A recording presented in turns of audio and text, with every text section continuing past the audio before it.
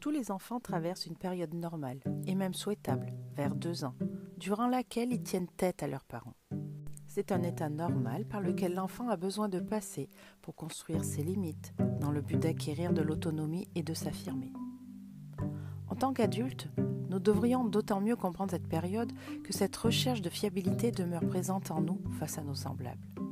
Nous aussi, adultes, nous sommes dans l'énoncé de notre propre existence. Nous souhaitons affirmer que nous existons, différenciés des autres. Entre nous, qui n'est jamais parti en vrille sous l'emprise de l'impuissance, d'une colère ou d'une humiliation, limite à se jeter au sol, tapant des pieds et des poings en se roulant par terre?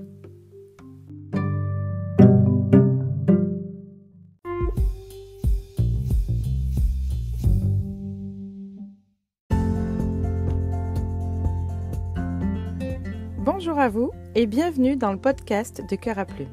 Je m'appelle Cécile, je suis art thérapeute. Je suis donc facilitatrice d'instants de vie uniques par l'exploration de votre potentiel créatif.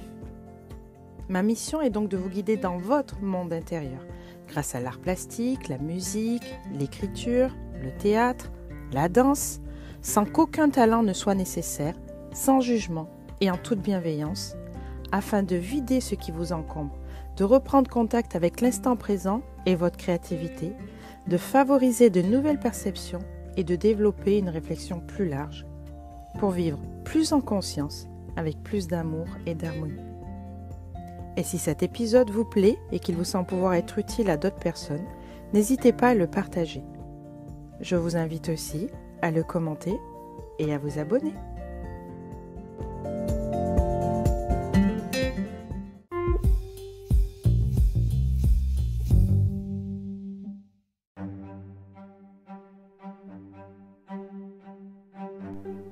Nous avons besoin de nous différencier du monde. Pour exister, quoi de plus facile que de dire ce que nous ne sommes pas? Nous ne sommes pas le monde qui nous entoure. Nous ne nous confondons pas non plus avec notre entourage. C'est une solution de facilité bien compréhensible que d'essayer de se différencier en dénigrant l'autre et notre environnement. Ainsi, par exemple, nous affirmons bel et bien que nous existons en critiquant les comportements de tel ou tel, en nous montrant exigeants avec la vie et ce qu'elle nous apporte. Nous avons l'illusion que cette posture nous élève, nous donne des qualités et de la valeur. Nous croyons qu'en aspirant à un mieux fictif, nous appartenons par contagion à ce mieux. Pourtant, c'est tout le contraire. Nous nous remplissons de contrariétés et de pensées parasites qui nous agitent et nous empêchent de nous concentrer sur l'essentiel. Profiter de notre courte vie en prenant le monde tel qu'il est. C'est d'autant plus vrai que nous vivons la plupart du temps en groupe, que ce soit en fratrie, ou à l'école pour les enfants, ou en entreprise pour les adultes. Il est difficile d'admettre que l'apaisement et le bonheur ne viennent que si nous faisons preuve d'empathie avec le monde. Pourtant, c'est la meilleure manière d'éviter les conflits, du moins de minimiser leurs dégâts sur nous. Bien entendu, on ne peut faire autrement que de réagir à certaines situations, parfaitement injustes par exemple. Mais nombre d'entre elles méritent simplement qu'on les accepte, car le conflit empêche la vie. Ce mot d'opposition, celui qui est en conflit, ne peut pas être dans l'instant présent, car il ne cesse de commenter cet instant au lieu de le vivre. Première possibilité, le moi d'opposition évolue, critique, prend de la distance par rapport aux choses. Il vit alors le moment présent comme un moyen de s'élever grâce à un faire-valoir, de se grandir par la supériorité qu'il aura acquise en jugeant. Par exemple, quelqu'un qui se délecterait de regarder un mauvais programme télévisé a des chances de renforcer son moi d'opposition, de se sentir valorisé par la médiocrité du programme, se sentant supérieur. Deuxième possibilité, le moi d'opposition se projette dans l'avenir. Il voit en toutes les choses l'opportunité qu'il peut en tirer pour lui-même ou le devoir que cela lui imposera. Ainsi, par exemple, il contemplera le calme d'un jardin sans être capable d'en saisir la beauté immédiate, mais en réfléchissant à ce que ce calme régénérateur lui offrira comme énergie le lendemain au bureau. Ou encore, si l'on parle de devoir, il ne pourra s'empêcher de faire le compte des haies et des rosiers qu'il faudra retravailler avant de rentrer. Eckhart Tolle parle aussi de la peur et du désir, respectivement repoussoir et moteur du moi d'opposition, qui l'empêche également de vivre pleinement dans le présent, et par conséquent d'être le moi authentique, celui qui est sans retenue, en communion parfaite, en paix avec le monde. Derrière l'opposition, le moi authentique. Nous avons vu ce que le moi authentique n'est pas. Il n'est pas, en général, tout ce qui provient de l'extérieur, réaction, projection, désir. Le moi authentique est ce qui nous constitue en permanence. C'est une chose de le dire, mais lorsqu'on se questionne, que trouve-t-on? Un nom? Un statut familial? Des qualités? Des talents?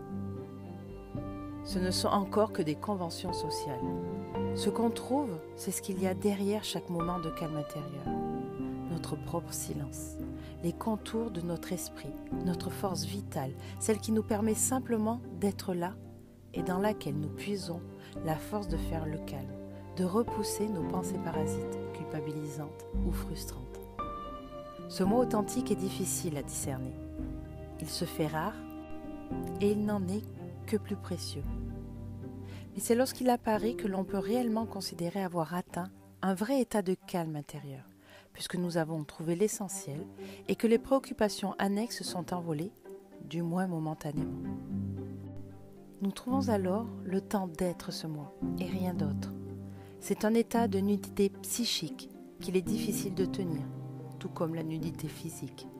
Il faut le protéger en lui donnant des rendez-vous fréquents et surtout en se montrant peu exigeant avec lui.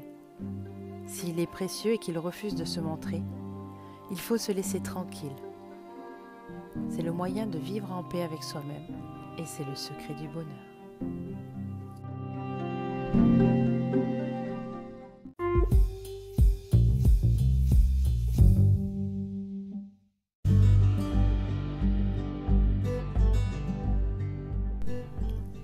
Dans le conflit, tu te poses en tant qu'individu aux limites claires, mais tu fais fausse route en croyant que tu t'y affirmes davantage que dans la simple affirmation de toi. Et tu te laisses déborder, c'est naturel. Le fait d'avoir le dessus de temps à autre nourrit un toit d'opposition qui est sans cesse en demande de développement. Mais être dans le conflit n'est pas vivre. Être dans le jugement ou la projection, c'est n'être, par définition, jamais dans le présent, jamais tout entier à ce que tu fais, à ce que tu es au moment présent.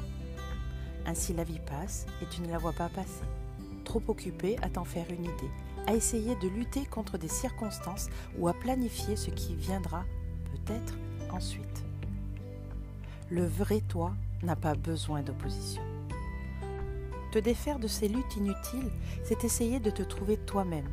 Cela permet d'apercevoir ton toi authentique, d'atteindre l'apaisement, le calme qui est une vraie source de bonheur. Il faut protéger ce toi, l'entretenir et en prendre soin sans lui asséner des demandes qui le feraient se transformer facilement en un toit d'opposition sous les menaces.